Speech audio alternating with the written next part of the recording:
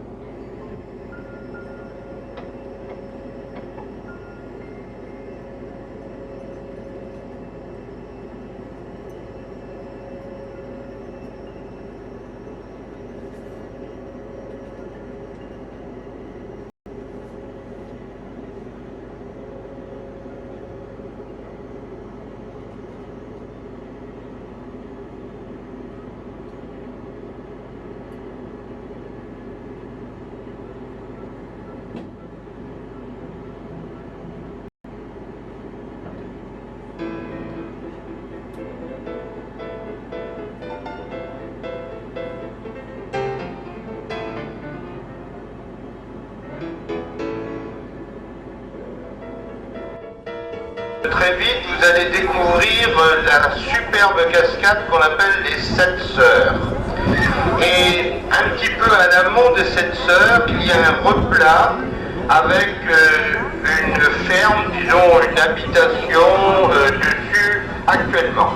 Alors ce petit replat est l'un de ces très nombreux replats épaulement le long donc des fjords que j'ai évoqués en conférence, sur lesquels autrefois systématiquement s'installaient des toutes petites fermes qui pouvaient avoir quelques arts, au maximum 2 hectares de surface exploitable.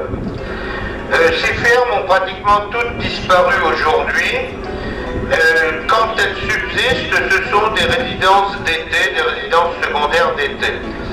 Alors cette ferme-là a une histoire tumultueuse. En 1898, on a considéré que le site était dangereux, qu'il y avait un danger d'avalanche. Je reviendrai sur ces avalanches tout à l'heure.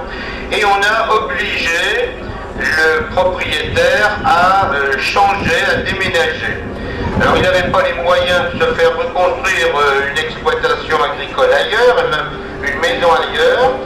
Il a démonté carrément sa maison, l'a descendu du fjord et reconstruite donc sur Geiranger. Que vous voyez cette fois-ci à bâbord, presque en face des Sept Sœurs. Alors pourquoi ces cascades, et toutes celles que vous avez aperçues d'ailleurs dans la journée, sont bien alimentées? Elles le sont bien sûr avec la fonte des neiges, et cette année, la Norvège a particulièrement reçu des quantités importantes de neige. C'est une grande année de neige sur le glacier que certains ont vu aujourd'hui, le Jostelbrand. Il est tombé 10 mètres de neige et en de nombreux endroits sur le flanc ouest de ces montagnes, on a relevé 8 mètres de neige cette année. Il faut bien penser que autrefois, il n'y avait pas de télévision, les soirées étaient longues, surtout en hiver, et on racontait donc des histoires facilement, d'autant plus facilement que aujourd'hui nous avons eu un temps norvégien. Vous avez vu ce brouillard à Dalsniba, et bien entendu la fraîcheur, le brouillard, tout ceci incite aux contes fantastiques, d'où les trolls, les elfes et autres personnages mystérieux. On raconte aussi qu'il y aurait un monstre dans le lac d'Ornibal. Donc le prétendant regarde les Sept Sœurs, il les regarde, il les trouve belles, il les convoite, et il est tombé amoureux successivement de chacune d'entre elles. Alors amoureux, il a pris ses plus beaux atours et il les a demandés successivement en mariage, et cette fois il a été éconduit, il a été refusé. Alors, inutile de vous dire que sa déception est grande, donc depuis il coince en permanence une bouteille entre ses chevilles, et ma foi, il se console avec l'alcool comme il peut, parce que l'alcool, évidemment, je vous le rappelle, est très cher en Norvège. À propos de l'alcool, les guides ont dû vous dire L'alcool en dehors de la bière était vendu essentiellement dans des magasins d'État, des magasins spécialisés, donc dans la vente de ce produit qui supporte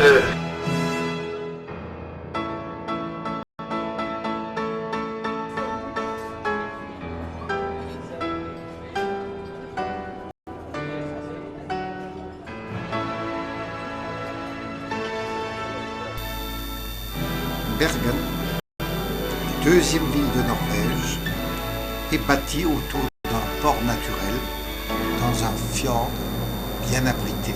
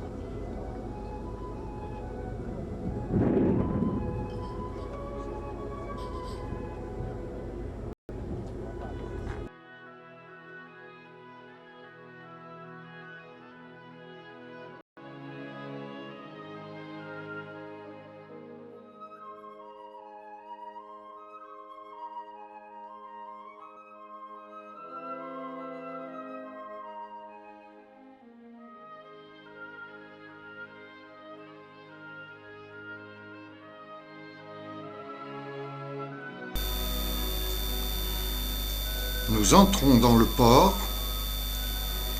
autour duquel s'organise le centre-ville. Au-delà, sur l'archipel et sur cette colline, la ville s'étend encore.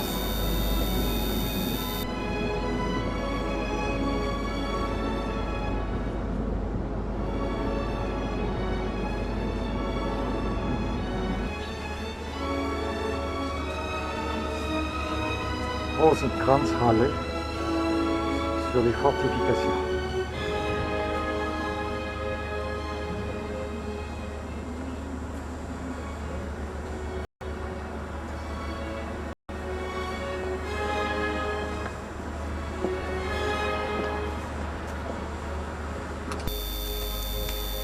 Fondée en 1070 par le roi Olaf Kyrre, elle devient la capitale du pays durant le Moyen Âge. De cette époque subsistent Hakonshallen, la tour Rosenkrantz, le fort, l'église Sainte-Marie et la cathédrale.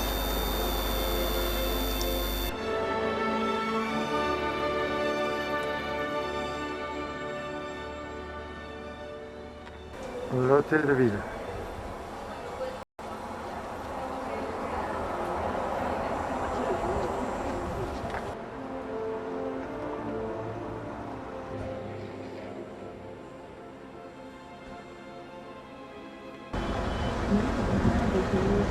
Le port.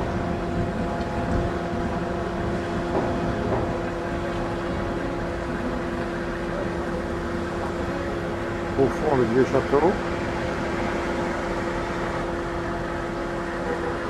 Et les célèbres maisons en bois datant de 1350, bâties par de riches marchands allemands de la Hanse, cette fameuse ville commerciale.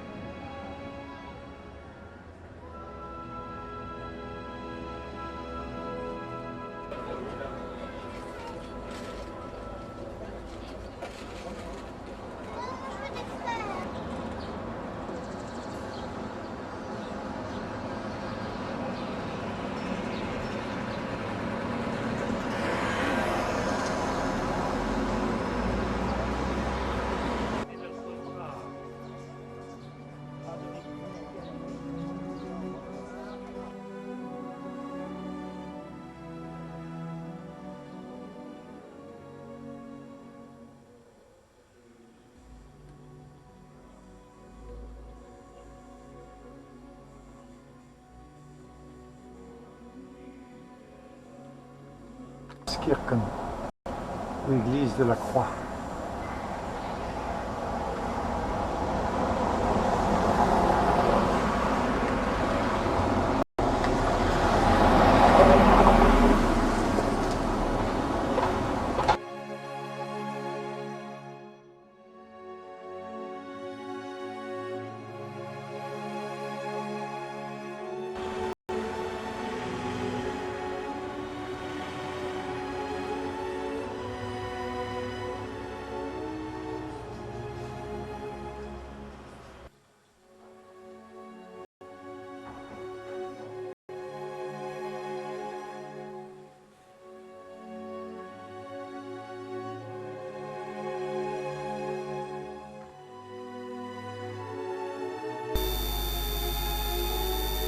L'église Sainte-Marie est le plus vieux bâtiment de Bergen.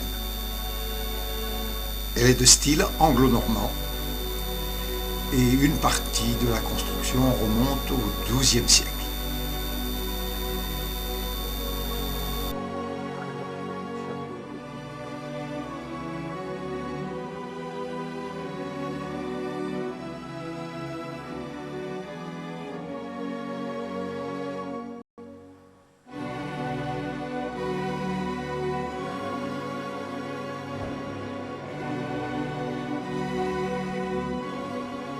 Vive.